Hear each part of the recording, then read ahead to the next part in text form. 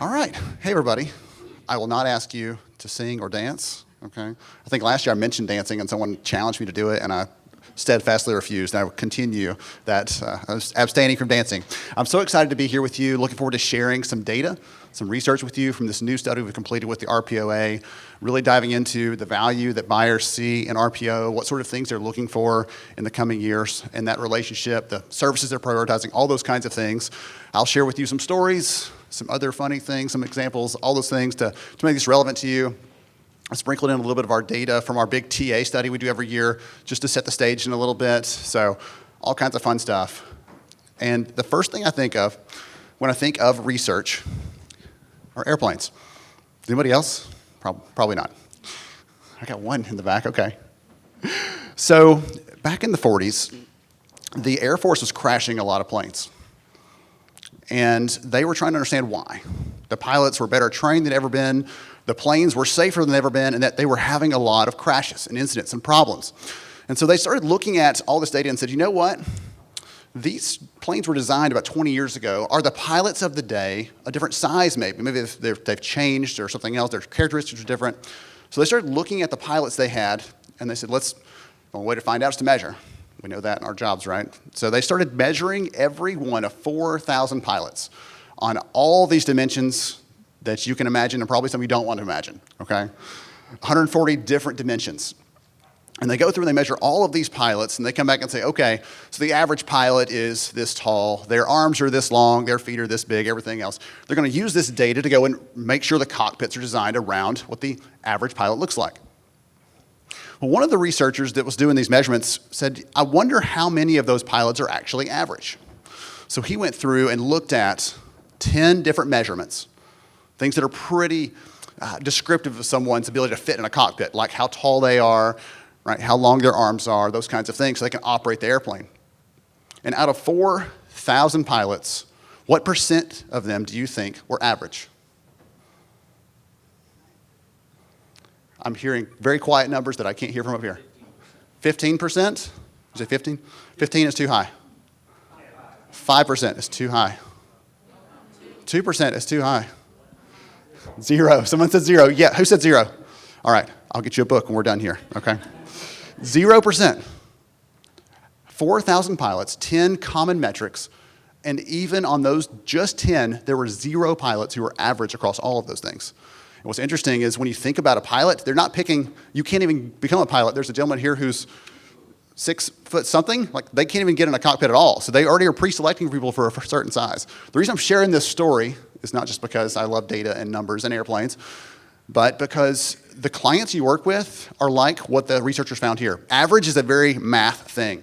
It's very easy to average some numbers in math and figure out those numbers. Average time to fill, all those kinds of things. Average is not a human thing. Every client you work with is a little bit different. Some of them have a leader that really supports what you're doing and how you're working alongside them. Other ones have to drag and kick and scream to get them to do anything, to agree to anything. Some of them are really emphasizing, hey, can you help me hire the people who are already here, like internal? Let's hire those people. Let's tap that audience. Others say, we really care deeply about our brand as an employer. Can you help us with those things? So the way that you're working with them is just like what they found here. It's very different. Even though you may have many clients, there's usually a little bit of flavor of individuality to each one of those that you're working alongside. As we'll go in a little bit and talk about some of the data we're finding on buyer maturity and how that fits in there. So I'm a researcher by day. That's what I do. I started out my career in HR, in recruiting, and love the field so much. Now I get a chance to serve those leaders every day, and leaders like you who are serving them as well. The research covers the technology market, so we talk to about 100 different TA providers every year, what technologies they're building, how they're supporting their clients, what the differentiators are, but also a lot of research, as I'll show you today, on employers, on candidates, on the workforce, what's trending, what's changing, how are they making decisions. I've written a couple of books, and the one I'm giving away today is Talent Scarcity, the new one. It looks at the question most leaders asked in the last few years, where are all the people? And how do we get them back to work? So the book is really meant to answer that question. Most importantly, data for kids. I love coaching youth sports. I never thought that was going to be a joy for me. I love it so much, coaching wrestling, coaching soccer, and ice cream is my thing. So before I came, Lamise actually sent me a text a couple of days ago and said, hey, you don't know it, but like 2 blocks that way is the ice cream museum or something like that. It's like right over here. All you can eat ice cream if you buy a ticket. So if you see me tomorrow, my eyes are kind of glazed over. It's because I visited and overindulged. So the research we perform every year, we survey employers, as I said, talent leaders, HR leaders, the workforce, on all kinds of topics across the spectrum. Really gives us a good perspective on what's happening out there. We'll bring some of that into the conversation today. The specific study that we just completed with the team at the amazing research committee. Who's in here has been on that committee helping put the questions together, helping to look at some of the preliminary findings? Every single one of those people, some of them here, some of them not here, have been incredible. Really leaning in, thinking about the things that all of you would want to know, and trying to represent your views as they're sharing the questions we should ask, the answers they're looking for, all of that good stuff. So this is what that study encompassed. And as we go through today, I'll try to flag which ones are RPO specific and which ones are more broad TA from our studies. But we'll see some of these things in the conversation. And we have a new report that's coming out very soon on this. We've been working diligently behind the scenes on this, and the report's going to be like 50% longer than last year, so lots of good data in that. Here's what you can expect. So first we're going to talk about some of the realities of TA. It's a different world a little bit than it was last year. We're seeing some of the market start to soften a little bit last year at the conference, and we've seen much more of that since then. We're going to talk about the RPO buyer maturity model. We've started putting together a little bit of the insight there. Just like the airplanes, every buyer's a little different. And I'm going to ask for your help on that, actually. I'm going to ask for your input on that piece. We're going to talk about what the buyers want and what they don't want. I'll talk about some drivers for dissatisfaction for RPO users, and then where value exists, and finally, those employers that are getting a positive ROI from this, that tell us in the data that they're seeing good results from the relationship. We're going to look at a couple of different things. It's actually going to be 4 differences for high ROI employers. That sound good? Let's dive in. So all of you are living this, your teams are living this every single day, so I'm not going to beat this up too much, but I want to talk just a bit about it because a couple of the things that we're seeing in the broader TA research really fit well into the kinds of services and solutions they're looking for from their RPO partners. So one of the questions we asked, this is actually from the RPO study, we asked, all right, was your forecast accurate? Was it over? Was it under? And I'll make sure that Lamise has all of these, by the way, if you're one of the take some pictures. We'll make sure and get these so you can share these after the fact. So this is how employers responded back to us. This is that really tell us what they expected. Some of them may have already been on the leading edge and said, we already are seeing it taper off. We're going to continue to expect that. But this gives us an idea of just broadly how much turmoil there is there. You are the experts in this. I'm going to say that a couple of times in this first section especially. You're the experts in these kinds of things. When they're thinking about a forecast and they're figuring out who they're going to hire or how they're going to hire or how many they're going to hire, they're looking to RPO partners for those kind of insights and that advice and those recommendations. Our broader TA study this year, we always ask the first question is, what is going to be important to you in the coming year? These are the top 6 answers along with their relative change from last year. And if you notice, the very last one on the list, item number 6 there, automation changed more than every other one in the top 5 put together in terms of priority. And the reason I flagged that is because in 2021, when we were doing research on talent acquisition, we saw that post-pandemic, a lot of employers said we are leaning into automation as a way to figure out how we don't have to do this yo-yo thing with our recruiting staff every time things change. And from the leaders who I've talked to in here, Pam and others, they say, hey, listen, this is one of the value propositions of RPO. You don't have to add 15 headcount to your team and then drop them off when hiring falls off. You can partner with us, and we can do that scaling for you. You maybe have a core team, or you just let us handle that for you, but you don't have to worry about that. So employers now, this year, are coming back to the same thing. Recruiting automation, big focus for them. We asked other questions in that TA study that saw that really pop out as a priority overall. Speaking of the yo-yo effect on their recruiting teams, this is actually some data we asked in that TA study. We said, okay, and this is across company sizes, you can see at the bottom. If you had to reduce your headcount on your TA team, how quickly could you get them spun back up? How quickly could you replace or replenish that team so you could get back up to speed? All of us know that the business has no interest in hiring until it does, and then it wants them all yesterday. When they decide, okay, it's time to hire, we need everybody right here available immediately. We don't want any delay, any lag time. You're already behind the 8 ball. And so for those employers you're working with, those partners you're talking to, This gives you an idea of how long it would take them to ramp back up again. It gives you a data point to say, listen, I know you've reduced your headcount, so I'm on your recruiting team. If you want to return to that full strength, it's going to take you this long. It's probably going to take you this much in terms of cost. Or we can bring that along to you as a partner. A couple more things to call out. This one surprised me. This seems like low-hanging fruit for employers, and yet more than half of them, when they post a rec, do not look at who they already have in their database. I'm betting that your teams do this as a natural standard practice. This is a very simple, relatively simple thing, I thought. When you are showing up to partner with an employer as an RPO, this is the kind of thing that can make you stand out, I guess, for the right reasons. It seems like something simple, but there's a vast majority of companies are not yet doing that. The ones that are, by the way, are doing it for all the reasons that you would. They know us already. They were probably a known quantity. We may have already vetted them a little bit, so we know who they are. We can skip ahead in the funnel a little bit. There's benefits to that, all those kind of things. All right, one of the other ones we saw was on ghosting. We asked employers about the cost of that. We all know that it's frustrating. We all know it's painful. And depending on the roles you're hiring for and supporting your employers alongside, some of those roles see much higher incidence of this than others. I was talking to a leader last week in Ohio at an event, and she said, in the last 6 weeks, we've had this happen. We've had the most egregious form there on the right, where someone accepts a job. We've done their drug screen. We've done their background check. They've had the hiring assessment to make sure they can do the job. All of this stuff, and then they don't show up on the first day after they've already committed to and accepted the offer, and they just disappear. When you're talking to employers about the value you can bring, if you're helping them reduce ghosting because you're suddenly using texting or using something else, again, that seems very simple and commonplace to you, it's not common to a lot of employers still. That group last week I was talking to, there were 300 employers in the room.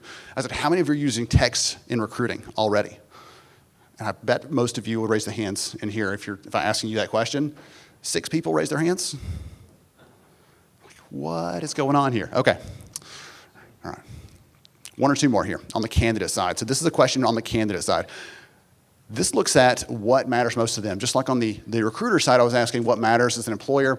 On the candidate side, the only one that really changed significantly from last year was a recruiter that makes me feel appreciated. We just finished a study about 2 weeks ago on screening practices, and we asked candidates, have you been ghosted by a recruiter after you've talked to them? Not just after you've applied, like the resume black hole, but I've talked to someone. I've had a conversation with Jason, and then Jason won't answer my calls. Sorry, Jason. All right, he won't get back to me. 50% of candidates said, I've had a talk with someone already, and then they wouldn't even respond back. Not a thanks, but no thanks, no nothing at all. So candidates are leaning more heavily on, I need someone that's just going to respond, make me feel heard. And we found in that same study, by the way, that many of them say, we don't care if it's automated, if it's just a bot, if it's something else, if as long as it's letting me know, close that loop, that's what matters most. I think I mentioned this last year, potentially from the stage, but I actually want to put the data point up because someone asked me about it last year.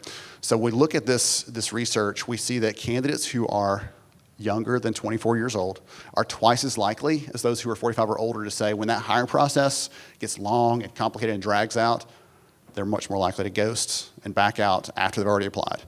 And candidates are telling this outright. Okay, this is not me guessing at their intentions. They are telling me, if this thing takes too long, I am out. Okay.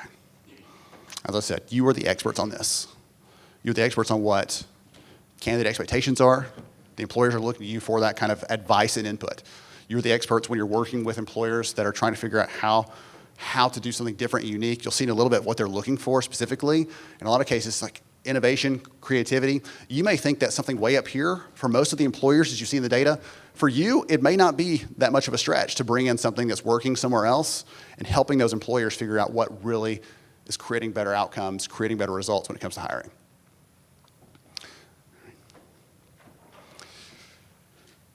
I mentioned earlier that in the airplane example that every buyer, every company you're working with probably is a little different. Some of them are in different stages of maturity. Some of them, this is the first time they've ever talked to an RPO, and they're like, I don't even know yet what you do. It sounds kind of interesting. It may help us solve a problem, but I need you to explain what you even do. Other ones are saying, hey, we've already worked with a couple of RPOs. We're looking to solve problems A, B, and C. Can you do those things? Can you bring that value? Because we're looking to make a change. So there's this range of perspectives there.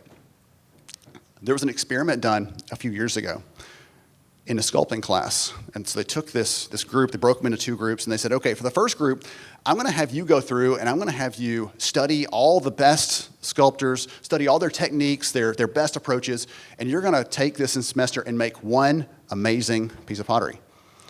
The second group that said, listen, you can start tomorrow if you want to. You can make as many as you want, but at the end of the semester, you turn in your very best one. Which group do you think turned in a better result? The second one. Who said that? I'll get you a book and we're done. All right. The second one. Why? Because experimenting and trying and experiencing is how we all want to learn. Okay?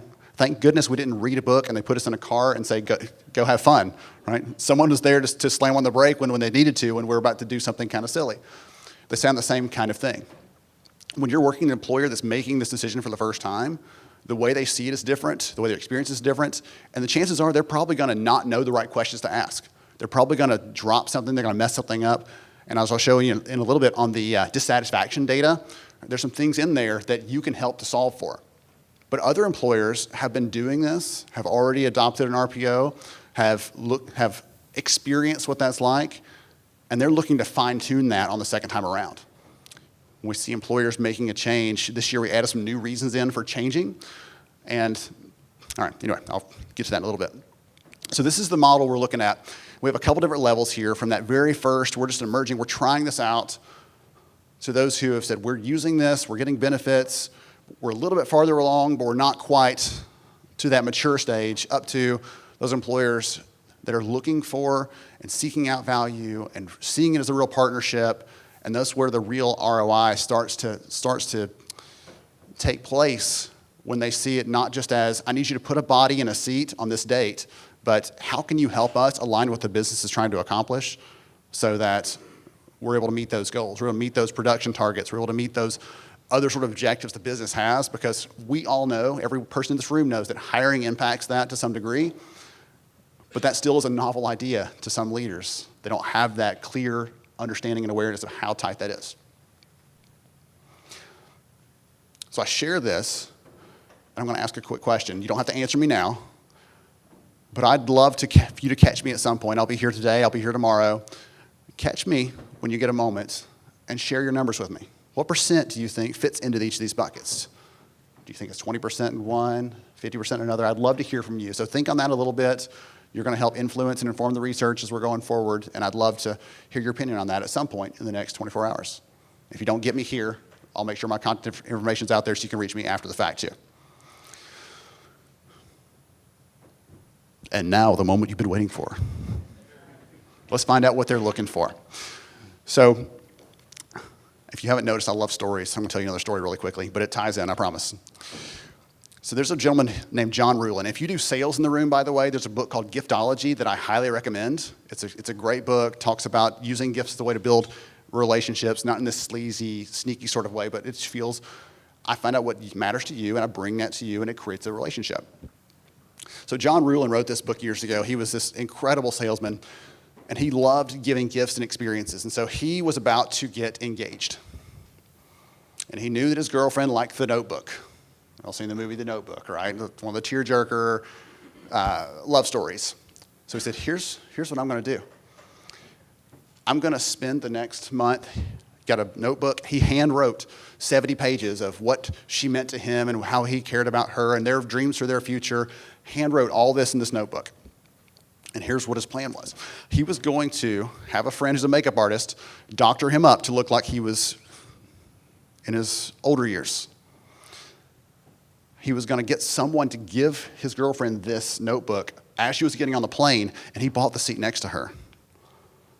So he was going to sit next to her, let her look through this thing on the plane, and then at some point was going to propose to her and like shock her. She's like, please don't do that ever. Okay. It gets better. It gets better. Hang tight. So So John's got all this planned out. He's rushing around trying to get all the details ready, everything else.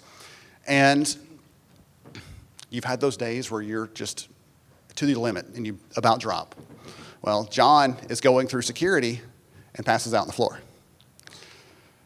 Do you think security likes people who are making themselves look like someone else? No. So he had a visit with the security agents, got to sit in their office for a little while, trying to explain to them, like, listen, this is what's happening. Here's this notebook. Like, my girlfriend's on that flight. She can tell you I'm not out of my mind. Well, ultimately, once all this was settled, he got out of there without any real trouble. And she said, listen, all you had to do was ask me. I didn't need all this. All you had to do was ask me. It's probably what you were thinking, like, just ask. Goodness, don't go through this. He learned the lesson that we have to give a gift that someone else wants to receive. We can't give the gift that we want to give. Okay? When times are booming in the RPO space, an employer comes to you and says, hey, can we have this super unique, special, shiny snowflake thing? You can say, you know what? No, I'm sorry. This is what we're delivering right now, and if you want that, we can absolutely deliver that, but if you don't want that, we'll get back to you later. Right? You have some wiggle room there. When times are tighter, you have to be more willing to say, oh, sure, we'll do that project. We'll do this pilot. We'll test this out with you. We'll work alongside you. Oh, you want that? Sure, we'll figure out a way to work that into the contract. The same principle applies. So we asked the question in the study of what types of relationships employers are using. And the most common was full cycle, across the spectrum, every type of job they have. And there's some really interesting things I'll bring in later on. I want to show you that because when we look at things like ROI, things like the value employers, the satisfaction of employers, the employers in the right column over there who are using this across the spectrum are the ones who are most satisfied, most likely to have positive ROI from the relationship because they're not piecemealing it and making you try to prove how amazing you are in this one little fraction of their overall hiring processes.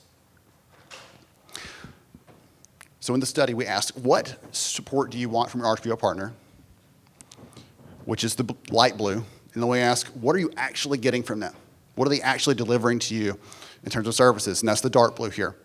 And I've highlighted the top portion because in every one of those cases, in a little bit or in a lot, the thing that employers are looking for is not being delivered as often as they're expecting. They're wanting help with hiring internally. They're wanting help at the top with business alignment. It's not a big gap, but it is there. It does exist. So they're looking for these types of things from you. And as I'll show you in a little bit, the persona who you're talking to matters.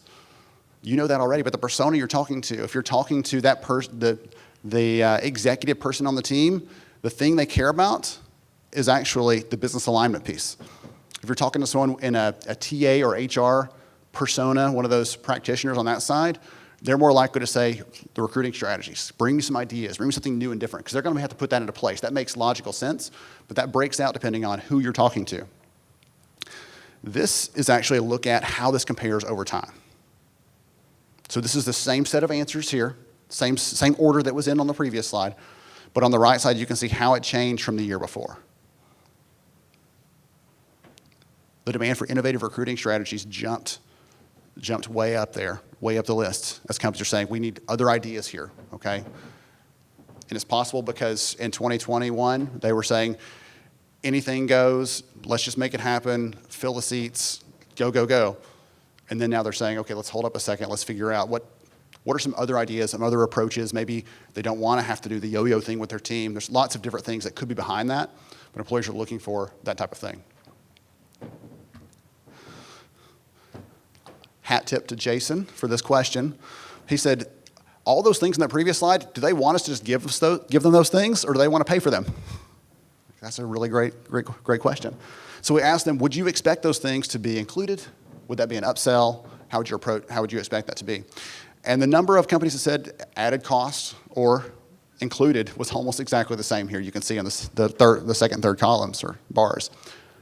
But the thing that stands out to me is when we look at the dissatisfaction rating, those that expected them included in that base price, their dissatisfaction is much higher than the average company. So what that means, translating that, we have a negotiation. I think I'm getting all of these things. When it gets to the actual implementation, I'm getting these things down here. You're like, oh, by the way, we can do those, but it's going to add a charge. And those employers have increased their satisfaction because of that, because they were surprised by that.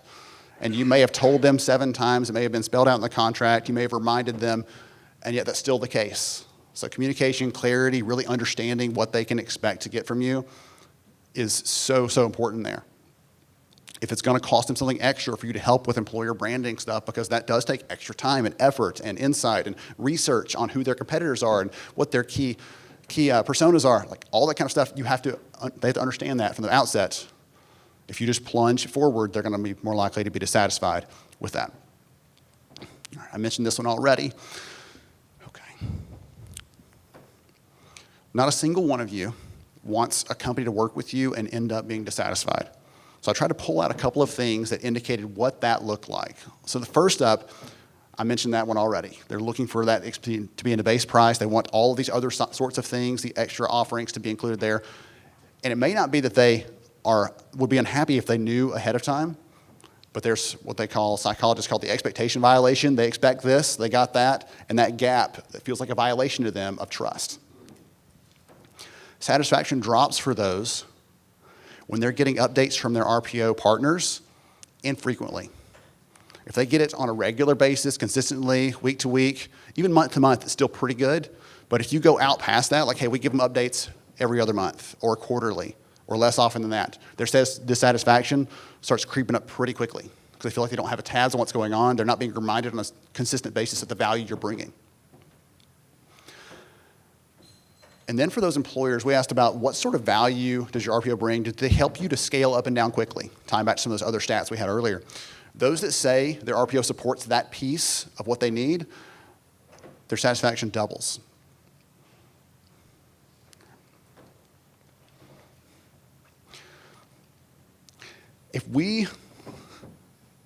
Kim's got an amazing workshop, by the way, at the conference here. It's going to be incredible. He's super sharp. The other day I was having a research call with him, and I asked him one question, and 45 minutes later he said, "Did you have other questions?" I was like, goodness, he's just a wealth of knowledge on the space.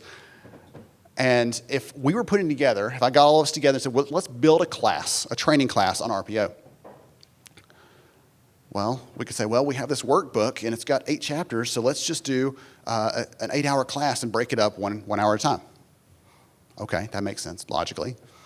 Or we can say, when someone leaves this class, they need to understand the models, the pricing structure, they need to understand how service is delivered, they need to understand a good ratio of recruiters to headcount, like all those kinds of things that you probably are thinking about day to day. They need to understand those things. We need to design whatever we want based on the outcome we're looking for, not based on some other sort of thing. And in this case, RPO, the goal is not, let's just put one more person, one more seat. It's easy to get to feel like you're stuck on that treadmill. But the actual goal is we need the right quality, quantity of people, in the right place, the right time. That may sound, that's one sentence, but it's really hard to do that. It takes a lot of effort, time, research, intelligence, tools, all those kinds of things to make that happen. When we look at the different stakeholders, I mentioned this a little bit ago, the different people that you get to engage with, we actually broke this up this year to ask the question a different way so we can understand a little more clearly what those different personas care about. So we said, when you're thinking about your executive leadership team and this RPO partner you have over here, what value do they expect? What are the things they're looking for? What matters most to them? And it's really aligning with the business. Is hiring fitting into that? Is hiring enabling that? Or is hiring holding that back? As a lot of companies realized in the last few years, that could actually happen. For the actual leaders, though, that you're probably interfacing with on a day-to-day basis, on a regular basis, your delivery leaders are talking with people in HR, people in talent acquisition. They're looking for the more tactical, specific, help me recruit in a new way, help me solve a bigger problem, help me figure out how to tackle this. And as I've said it a couple of times, that may not be something where you have to sit down with a whiteboard and say, okay, what is the newest and most creative thing we can think of, and let's try to throw that at them and solve this problem. It may be, guess what? We're working with a company over here, and they're not in your industry, but they hire a similar type of role. And we've actually found that this has led to increased quality, increased volume. Let's make this one small change. And you can bring them that kind of idea. It doesn't require you to dream up something new. It's just paying attention to what's working already and bringing them some of those kinds of things. Or the very simple, low-hanging fruit. Let's search your database. for the candidates who are already there, okay? You can bring some of those things to them, and that counts.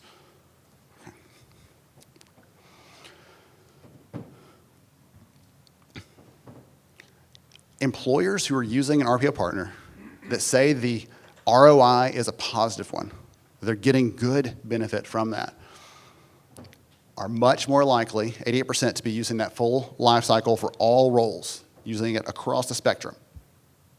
And I've heard from some of you, it's much more helpful for you to be able to see, hey, if I get the full insight into your recruiting, I can figure out how all the pieces fit together. I can figure out where synergies exist. I can figure out where I can do this one thing and it benefits across all these positions. When you have one narrow subset of that, it's really hard to support and feel the option to flex within that. We found this last year, and the same thing was true again. Those employers who have had that RPO relationship in place for a longer period of time are more likely to say that there's a positive ROI there.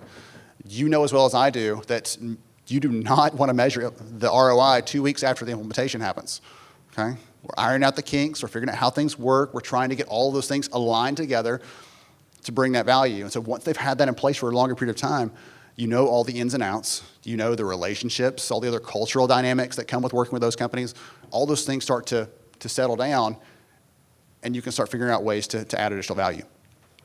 They're less likely to be considering changing their providers, but one of the things that stood out to me is if they are, because it may seem weird to you to think, well, if they're getting good value, why are they changing? The number one reason they were changing is we need more stuff than this RPO can give us. We're looking for more extensive support. We're hiring for new types of roles that they don't support that type of position, different kind of skills. They're looking for those kind of things. But overall, less likely to be changing. And last but not least, possibly tied into number 3 above, they're much more likely to say that speed is important. We all know speed isn't the only thing that's important, whether in hiring or in implementations, right? You don't want them to feel like you've just steamrolled over them and we're now live. But they do care about that piece of it. And again, it could be connected to that previous point where they're saying, we're trying to change the tire while the car's in motion, and it's really hard to do that. Can you help us extend our support, get additional value from this, look for other ways to add in other pieces into what you're already supporting, and do it quickly? So if you figure that one out, we'll go in together, we'll make $1 bazillion. Doing it fast, doing it perfectly. My dad runs a machine shop, and he has that triangle on the wall, right? It can be fast, it can be cheap, it can be good, but it can only be 2 or 3. It can't be all 3. So I can get you fast and cheap, but it won't be good. I can get you good and cheap, but it won't be fast. All right. A couple more things on this ROI piece. So employers that are saying they have this, looking at other outcomes they care about, a couple of the other things we looked at in the data were hiring metrics, specifically like quality of candidates, hiring speed. We looked at more broad measures, like hiring is more predictable across the board. We know what's happening. We can actually keep up with those things. So much more likely to say that, much more likely to say their hires are of better quality, and that just having that partnership in place has increased all of their hiring metrics overall. Just a general, like, we are better off because we're working alongside a good partner here. Okay. I think this is the last number I'm going to show you. I've shared with you a lot. For all of my stats nerds friends in the room, this is not causation. This is correlation. However, that doesn't make it any less true. So employers that were working with an RPO last year, we actually, in that data set, we collected a number of employers who were not using an RPO as a sort of comparison sample to see what's happening with them. Those who were working with an RPO were twice as likely to increase revenue last year than those who were not working alongside an RPO partner. Again, I can't prove that it causes that, but I do know that employers who are getting the benefits are seeing that, are appreciating that. It comes through the research over and over and over again, and all of these kinds of data points are pulling out, which really excited me.